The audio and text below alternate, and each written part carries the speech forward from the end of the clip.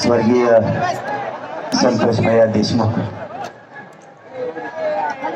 यांच्या चरणी प्रथम विनम्र अभिवादन करतो।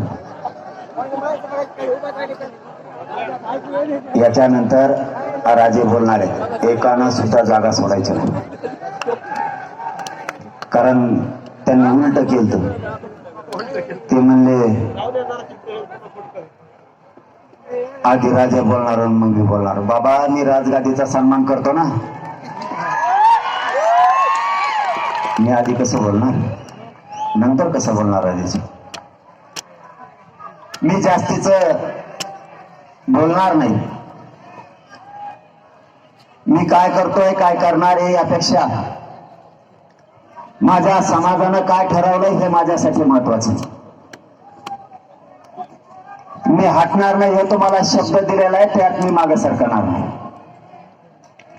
पण एक सांगतो, तुमच्या गोटाळ्यात पहिलेच बसलो मी। अरे लयच खेचा खिची आहे तुमचा, आमचं राहिलं बाजूला। लय अवघड काय इकडे